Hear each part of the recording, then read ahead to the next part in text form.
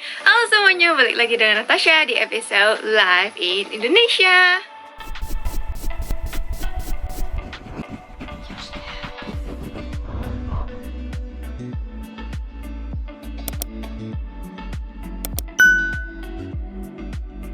Udah lama gak sih guys, kayaknya aku gak bikin video ala-ala podcast kayak gini. Jadi setelah sekian lama akhirnya aku balik lagi dengan video yang ala-ala podcast ini. Dan kali ini aku mau bahas soal LPDP. Mungkin sebagian dari kalian udah ada yang tahu dari Instagram kalau aku lulus LPDP. Finally, Natasha is going to the UK, guys. Jadi nantikan video live in UK, tapi mungkin masih tahun depan ya. Karena aku mutusin untuk mundur. Nah, kenapa aku mutusin untuk mundur? Nanti ada di video berikutnya. Kalian bisa nonton after this video. Tapi before that, hari ini aku mau bahas soal proses aku daftar LPDP dari awal sampai keterima. Jadi ini pure based on my own experience. Mungkin ada orang lain yang daftar LPDP dengan pengalaman berbeda, aku nggak tahu. Tapi hari ini aku akan bahas berdasarkan POV aku, berdasarkan pengalaman aku daftar LPDP. Jadi tahapan seleksi LPDP seperti mungkin sebagian dari kalian udah tahu itu ada 3 ya. Yang pertama itu seleksi administrasi, yang kedua adalah seleksi bakat skolastik, dan yang ketiga adalah seleksi substansi. Nah, kita bahas satu persatu ya. Yang pertama dulu, seleksi administrasi. Seleksi administrasi seperti namanya adalah seleksi melalui dokumen. Jadi kalian akan disuruh untuk upload dokumen-dokumen kalian seperti ijazah, transkrip nilai, terus juga tes kemampuan bahasa Inggris, kemudian juga ada reference letter. Nah, reference letter ini bisa dari tokoh masyarakat ataupun dari profesor kalian waktu kalian S1. Oh iya, buat yang belum tahu, aku daftar LPDP ini untuk S2 ya, bukan S1. Selain dari dokumen-dokumen itu, apa aja yang harus kalian siapkan untuk seleksi administrasi ini? Yang pastinya adalah esai. Nah, jadi esai ini seingat aku itu 1.500 sampai 2.000 kata. Kalian boleh nulis itu dalam bahasa Indonesia ataupun bahasa Inggris. Apalagi kalau tujuannya luar negeri ya, pastinya bahasa Inggris akan dapat nilai plus point. Nah, ini sendiri aku awalnya punya cerita nih soal bikin esai. Jadi aku tuh awalnya aku nggak tahu kalau bikin esai ini boleh pakai bahasa Inggris. Jadi aku tuh tipe orangnya susah banget bikin esai kalau misalnya esai itu dalam bahasa Indonesia. Jadi aku tuh berkutat banget bikin esai itu udah berminggu-minggu dan gak selesai-selesai gitu. Aku udah punya outline-nya, aku udah punya idea kemana esai itu akan pergi. Jadi secara oh ya awalnya akan bahas ini, tengahnya akan bahas ini, endingnya aku akan bahas ini. Itu aku udah punya outline-nya semua. Tapi ketika diduangkan dalam kata-kata bahasa Indonesia tuh entah kenapa sulit banget ya guys. Aku tuh baru tahu sekitar seminggu sebelum submission kalau ternyata boleh pakai bahasa Inggris guys. Yang akhirnya aku memutuskan seminggu sebelum penutupan LPDP untuk rombak esai aku semuanya jadi bahasa Inggris, dan puji Tuhan selesai tepat waktu dan aku bisa submit. Nah, mungkin kalian sekarang bertanya-tanya topik esai LPDP itu apa sih Kanat? Jadi topik esai LPDP pas aku kemarin itu adalah yang pertama itu komitmen kembali ke Indonesia, kemudian ada rencana pasca studi, dan rencana kontribusi di Indonesia. Jadi itu ada 3 poin besar, topik besar yang harus kalian tulis di esai LPDP kalian. Sebenarnya kalau aku baca-baca dari internet sih, sebelum-sebelumnya itu 3 topik ini tuh dibagi menjadi esai terpisah. Jadi esai singkat-singkat. Tapi kalau pas kemarin aku itu jadi satu esai lumayan panjang yang tadi aku bilang 1.500 sampai 2.000 kata. Tips menulis esainya apa? Sejujurnya sih aku juga bingung ya mau ngasih tips seperti apa. Tapi ini yang paling pertama, ini tips yang udah dikasih sama semua orang sejuta umat dalam hal bikin esai untuk beasiswa. Itu yang pastinya jadi diri kalian sendiri. Jangan menjadi sesuatu yang bukan kalian gitu. Jangan menulis sesuatu yang bukan kalian di dalam esai kalian. Jadi kalian harus benar-benar be yourself gitu. Apa yang ingin kalian sampaikan, apa yang menjadi plus point kalian gitu, itu kalian jabarkan di esai kalian ini di LPDP. Buat aku sendiri waktu itu aku menjabarkan dari background aku, dari awalnya aku saat itu aku tidak bangga menjadi WNI, jujur. Terus kemudian setelah aku masuk kuliah, aku menjadi bangga akan Indonesia gitu, karena aku melihat segala macam budaya Indonesia yang ada karena aku tergabung di suatu grup tari tradisional Indonesia pas aku kuliah di Korea gitu. Jadi di situ membangkitkan rasa nasionalisme aku gitu. Itu salah satu poin opening yang aku tulis di esai LPDP aku. Tapi jangan di copy ya guys, karena itu jadinya nggak kalian gitu. Jadi kalian itu harus bisa bikin opening yang kayak wah gitu. Menurut aku kayak opening yang kayak bisa menarik perhatian si penilai beasiswa gitu. Jadi openingnya harus impactful. Nah setelah itu baru kalian jabarkan rencana kontribusi kalian apa untuk Indonesia nantinya, dan juga komitmen kalian akan kembali ke Indonesia pun juga harus dijabarkan di situ. Plus tips dari aku, kalian harus korelasiin semuanya itu ke jurusan kalian. Jadi kalau LPDP itu kan S2 dan S3 ya guys ya, sedangkan aku daftar buat S2. Itu aku menghubungkan, jadi narik satu benang lurus dari kuliah aku S1, kuliah aku S2 itu hubungannya apa, kemudian hubungan dari kuliah aku S2 ini dengan cita-cita aku nantinya, juga dengan rencana kontribusi aku ke Indonesia nantinya gitu. Jadi harus ada kayak benang merahnya yang menyambungkan semuanya, jangan mencrok gitu. Kalau misalnya mencrok kan kayak jadi kesannya kelihatannya kayak kalian pelin-pelan gitu ya. Buat kalian yang udah kerja duluan sebelum daftar LPDP, nah itu juga bisa kalian hubungkan, yaitu kuliah kalian, tujuan kalian nanti, cita-cita kalian, kemudian kerjaan kalian dengan S2. Pokoknya ya semuanya harus ada satu kesinambungan, satu benang merah gitu yang bisa menyambungkan hidup kalian gitu. Jadi dalam esai itu bener-bener kayak harus ada benang merahnya lah ya, sekali lagi aku bilang. Nah selain esai ini, itu ada berbagai pertanyaan-pertanyaan yang harus kalian jawab dengan paragraf singkat. Untuk pertanyaan ini aku kemarin jawab dengan bahasa Indonesia, karena yang seperti aku bilang, aku dari awal pikir semuanya harus bahasa Indonesia. Jadi aku jawab pertanyaan singkatnya dengan menggunakan bahasa Indonesia, karena dia nggak ada ketentuan harus minimal berapa kata gitu guys. Dan pastinya kalian harus jawab, kalau mau pakai bahasa Indonesia pakai EYD, ejaan yang benar gitu. Jangan sampai pakai bahasa gaul gitu, nggak boleh guys. Ya aku yakin sih semua pelamar beasiswa pasti tahu soal hal ini, jadi jangan sampai pakai bahasa yang tidak formal gitu. Pertanyaannya apa aja? Ini ada pengalaman yang membanggakan, terus pengalaman yang kurang membanggakan, apa hal terakhir yang Anda ajarkan pada diri Anda sendiri, terus kesalahan apa yang Anda pernah lakukan selama belajar atau bekerja, apakah Anda pernah melakukan tugas di luar ruang lingkup tugas Anda yang seharusnya, jelaskan. Dan sebutkan dan jelaskan satu hal yang membedakan Anda dengan peserta lainnya. Jadi ini jawaban-jawaban ini meskipun singkat tapi sedikit tricky sih menurut aku. Jadi kalian harus bisa appeal diri kalian ke panel penilai melalui pertanyaan-pertanyaan singkat ini.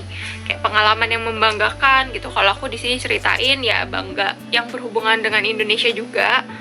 Terus yang kurang membanggakan, kalau aku di pertanyaan ini itu aku jawabnya aku menjelaskan pengalaman apa yang kurang membanggakan. Itu pastinya kalau kurang membanggakan itu kan ada masalah ya. Jadi gak cuman menjabarkan masalahnya aja, aku juga jawab bagaimana cara aku menyelesaikan masalah tersebut gitu. Kalau ini apa hal terakhir yang Anda ajarkan pada diri Anda sendiri.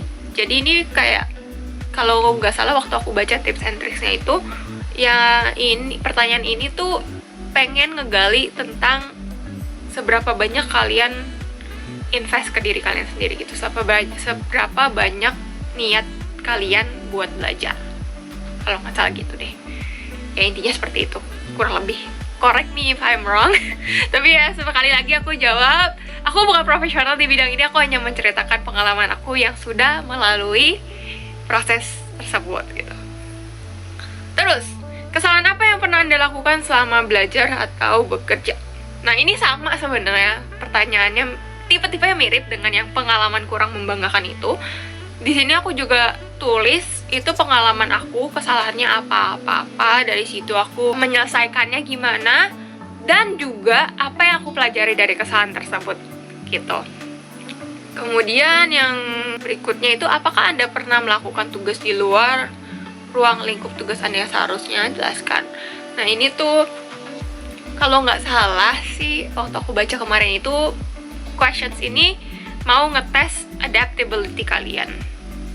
Gimana caranya kalian lebih adaptif ke lingkungan, ke masalah, ke pekerjaan gitu. Jadi kalau di sini aku tentunya ceritakan pengalaman aku waktu bekerja sih, apa aja kerjaan yang aku pernah kerjakan di luar job desk aku, dan tantangannya seperti apa, terus gimana cara menyelesaikannya, gimana semua itu bisa selesai dengan baik gitu. Terus, sebutkan dan jelaskan satu hal yang membedakan Anda dengan peserta lainnya. Questions ini tuh paling tricky guys, ini yang membuat aku berpikir panjang tentang pertanyaan ini, bagaimana aku harus menjawabnya, karena ini pastinya yang harus bisa benar-benar appeal ke panel penilai gitu. Jadi kalian harus cari satu poin apa yang menurut kalian unik dari diri kalian, yang bisa membedakan itu dari orang lain gitu. Meskipun mungkin kalian bilang kelebihan kalian ini nggak unik-unik banget, atau misalnya nggak spesial-spesial banget, atau ini cukup common, tapi gimana cara kalian kemasnya itu supaya kalian bisa beda gitu loh. Kayak misalnya kalian perfeksionis, tapi perfeksionis ini jangan ya guys, aku tidak sarankan kalian menjawab perfeksionis. Pokoknya itu, ya anggaplah gitu kalian jawab perfeksionis. Apa sih perfeksionis kalian yang bisa bikin beda daripada orang lain gitu. Jadi kayak jawaban kalian harus bener-bener kalian banget gitu intinya. Nah selain esai dan jawaban singkat ini, ada beberapa ya paling kelengkapan dokumen aja yang harus kalian isi. Kayak pernah lomba apa, pernah menang apa, pernah dapat penghargaan apa, itu semua dia minta masukin. Kalau misalnya kalian dari jurusan teknik dan natural sciences yang mungkin punya banyak jurnal, pernah ikut presentasi ilmiah, seminar ilmiah, itu juga kalian bisa masukin, ada kolomnya. Dan juga kalau misalnya kalian S1-nya di luar negeri, ataupun kalau misalnya kalian daftar S3 buat S3 gitu dan kalian S2-nya di luar negeri, make sure sebelum daftar LPDP kalian harus setarakan ijazah kalian dulu di Kemendikbud. Nanti aku kasih linknya di bawah juga biar kalian tahu linknya di mana. Itu prosesnya lumayan lama, ada kayak beberapa minggu gitu. Jadi make sure kalian sudah lakuin itu dulu jauh sebelum kalian apply LPDP. Jangan mepet-mepet. Dan juga penyetaraan nilai, jangan lupa. Selain penyetaraan ijazah, kalian tuh bisa juga sekalian untuk penyetaraan nilai. Jadi make sure kalian lakuin dua-duanya itu. Dan juga kalau misalnya kalian kuliahnya kayak aku di Korea dan ijazahnya itu tidak dalam bahasa Inggris, maka kalian harus pakai penerjemah tersumpah terlebih dahulu untuk proses penyetaraan di Kemendikbudnya gitu. Jadi ini aku ingetin jangan sampai lupa. Kemudian waktu kalian awal daftar LPDP itu ada pilihannya. Kalian mau daftar dengan kalian sudah memiliki LOA, Letter of Acceptance, yang unconditional, apa conditional juga boleh, aku lupa. Punya aku unconditional waktu itu soalnya. Atau kalian belum punya LOA sama sekali. Nah kalau kalian milih yang belum dapat LOA, kalian tuh bisa pilih 3 kampus yang berbeda. Tapi saran dari aku sih kalian pilih dari 3 kampus berbeda dengan jurusan yang mirip-mirip, sehingga kelihatan gitu loh niat kalian bener-bener emang mau ke jurusan itu. Kalau misalnya jurusannya beda-beda tipis ya nggak apa-apa sih. Tapi kalau jurusannya beda jauh, misalnya satu business MBA gitu kan, satu lagi terus kamu mau misalnya chemical engineering ya pastinya itu kan jauh banget ya, jangan kayak gitu. Saran aku sih ambil yang mirip-mirip jurusannya gitu. Nah kalau misalnya aku sendiri kemarin aku udah dapat unconditional LOA dari University of Manchester, sehingga aku cuman bisa tulis ya University of Manchester aja gitu. Nah ini berhubungan dengan seleksi yang kedua. Nah kalau misalnya kalian punya LOA tentu aja harus diupload juga ya di kelengkapan dokumennya. Nah ini masuk kita ke seleksi bakat skolastik. Jujur aku nggak bisa kasih saran apa-apa untuk seleksi bakat skolastik ini karena aku tidak melaluinya guys. Untuk conditional aku kurang yakin sih ya, karena punya aku kan unconditional. Untuk kalian-kalian yang punya LOA unconditional, kalian tuh tidak perlu melalui tahap ini. Yang seleksi bakat skolastik ini kalian bisa skip dan langsung ke seleksi substansi. Yang jelas aku nggak bisa kasih saran banyak tentang seleksi bakat skolastik ini karena aku tidak melewatinya ya. Tapi kalian bisa cari banyak tips-tips di internet, dan aku baca kalau nggak salah si seleksi bakat skolastik ini itu untuk ngelihat apakah bakat kalian tuh cocok dengan jurusan yang kalian pilih untuk studi kalian gitu. Dan ini mirip-mirip, katanya mirip-mirip kayak tes bakat minat gitu deh, setahu aku. Berarti yang berikutnya itu yang ketiga ya, seleksi substansi. Seleksi substansi ini seleksi wawancara, dan karena kondisinya kemarin itu masih COVID, masih pandemi, jadi kalau aku sih wawancaranya diadakan melalui Zoom secara online gitu. Yang bikin aku ketar-ketir sebenarnya guys, sebelum wawancara itu aku orangnya kan santai banget ya, jadi tuh untuk wawancara ya aku santai-santai aja gitu kan, aku santai-santai aja. Dan aku tuh baru dapet email itu hari Jumat malam kalau nggak salah, waktu itu hari Jumat malam. Dan seleksi wawancara aku tuh dapat jadwalan hari Senin sore, bener-bener kayak hari pertama gituan. Dan aku cuma dapat email di Jumat malam itu, silakan cek akun LPDP kalian karena jadwal wawancara sudah diupload gitu. Dan nggak ada tanggalnya ya di email. Terus website LPDP entah kenapa di HP aku tuh nggak bisa kebuka. Jadi aku bisa buka cuma data diri aku, tapi aku nggak bisa buka progres aplikasi beasiswa aku. Jadi aku harus buka dari laptop. Tapi saat itu aku tuh ada acara, kalau nggak salah aku ada acara di hari Jumatnya kan sudah malam juga. Terus hari Sabtunya tuh aku ada acara. Jadi aku baru buka akun LPDP aku tuh hari Sabtu malam, which is persiapan aku hanya 1 hari. Hanya hari Minggunya. Jadi hari Minggu tuh aku udah kayak aduh gimana nih gitu, kayak langsung panik, langsung searching sana sini, searching di YouTube, searching di Google gitu kan, gimana soal wawancara PDP ini. Dan aku paniknya tuh pas aku baca itu katanya tuh ada nulis essay on the spot, terus ada focus group discussion FGD gitu kan di luar interviewnya. Jadi aku kayak mampusku. Jadi kayak aku harus nyiapin apa gitu ya, kayak ya udah akhirnya katanya tuh tipsnya ya harus tahu dengan berita-berita terkini Indonesia seperti apa. Jadi aku sibuk tuh buka-bukain detik.com, kompas.com gitu kan. Aku sibuk baca-bacain outlet berita-berita gitu kan. Terus aku besokannya nih hari Senin, karena aku itu dapat jadwal interviewnya hari Senin sore. Jadi Senin paginya itu kan aku masih kerja, terus aku half day. Terus sebelum jadwal interview tuh aku sibuk cari YouTube kisi-kisi wawancara LPDP tuh kayak apa. Dan waktu itu aku ketemu yang cukup lengkap. Nanti kalau misalnya pas edit video ini aku ketemu lagi video itu, nanti aku masukin ke link di sini, kalian bisa lihat untuk kisi-kisinya. Dan memang dari kisi-kisi itu yang aku dapat pertanyaannya pas wawancara LPDP gitu. Jadi kalau misalnya menurut video itu katanya nggak ada sih FGD, nggak ada essay on the spot gitu. Jadi aku lumayan tenang.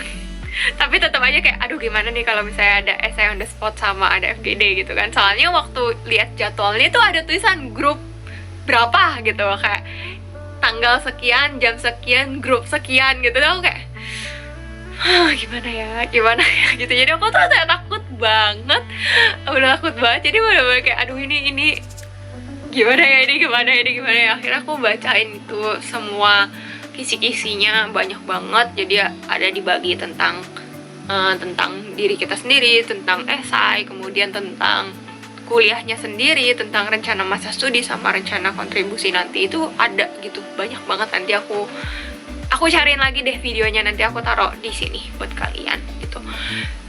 Untuk isi wawancaranya sendiri aku sudah menandatangani kerahasiaan isi wawancara, jadi aku nggak bisa buka semuanya ke kalian. Tapi intinya kalian bisa lihat dari yang kisi-kisi ini, itu semuanya mencakup semuanya. Jadi banyak dari sini. Yang pastinya jawaban kalian tuh harus selaras dengan esai yang kalian tulis gitu. Jadi jangan lupa untuk pelajari lagi esai kalian seperti apa. Terus juga pastinya akan ditanyain tentang studi kalian juga. Kenapa kalian pilih studi itu, motivasi kalian harus S2 itu apa, kenapa kalian harus S2 ke luar negeri gitu, misalnya kayak gitu. Ada pertanyaan-pertanyaan seperti itu. Dan masih banyak pertanyaan-pertanyaan lainnya yang kalian bisa lihat kisi-kisinya balik lagi. Karena aku nggak ingat semuanya juga. Ya aku sudah tanda tangan kerahasiaan. Dan juga ya emang aku nggak ingat nggak ingat semuanya. Jadi aku cuma ingat inti-intinya ya, tentang studi, tentang diri aku, tentang rencana aku ke depannya, dan juga tentang esai aku gitu. Oh iya, karena aku daftarnya untuk S2 luar negeri, maka interviewnya diadakan dalam bahasa Inggris. Jadi ya seperti itu proses aku daftar LPDP. Tadinya tuh aku masih kayak deg-degan, ini substansi beneran terakhir gak sih? Ini substansi beneran terakhir gak sih? Ini essay on the spot-nya gak ada, FGD-nya gak ada, ini beneran terakhir gak sih? Gitu kan. Ternyata emang benar-benar itu seleksi terakhir. Dan tibalah di tanggal 4 Juli 2022 hasilnya seperti ini. Yeah. Jadi jujur hari itu aku senang banget, bener-bener kayak aku jerit, kayak gak nyangka banget. Waktu itu kan aku nggak lulus di shifting, dan ternyata rencana Tuhan aku lulus di LPDP gitu. Dan untuk pertanyaan-pertanyaan kalian yang sudah kalian tulis di Instagram aku, bakal aku jawab di video berikutnya. Jadi make sure untuk subscribe channel aku, jangan lupa juga nyalain loncengnya biar kalian gak ketinggalan. Dan juga thumbs up to this video biar aku tahu kalau kalian suka nggak sih sebenarnya video ala-ala podcast kayak gini. Kan udah lama ya aku nggak bikin video podcast gini. Dan jangan lupa untuk komen di bawah juga kalau misalnya kalian ada pertanyaan tambahan, ada kritik dan saran gitu, kalian bisa semuanya komen di bawah. Dan kalau misalnya kalian ada pertanyaan tambahan tentang LPDP, kalian bisa komen di bawah dan aku akan jawab sebisa aku.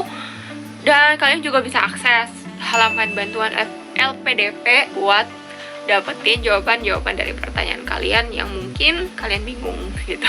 Jadi ada FAQ-nya juga, kalian bisa cari di situ gitu. Dan buat teman-teman semua yang mungkin mau daftar LPDP atau mungkin sekarang lagi udah masukin LPDP buat tahap kedua tahun ini ya, yang lagi nunggu pengumumannya, semangat buat kalian semua. Aku berdoa yang terbaik buat kalian. Semoga kita bisa bertemu. Mungkin kalian daftar ke UK juga, semoga kita bisa bertemu tahun depan di UK. Oke? Thank you guys for watching. Jangan lupa juga untuk follow Instagram aku @natasha.cs biar kita bisa ngobrol-ngobrol lebih lagi. Dan kadang aku bikin Q&A juga di sana untuk Q&A singkat. Jadi jangan lupa follow aku. And yeah, I'll see you guys on my next video. Bye-bye!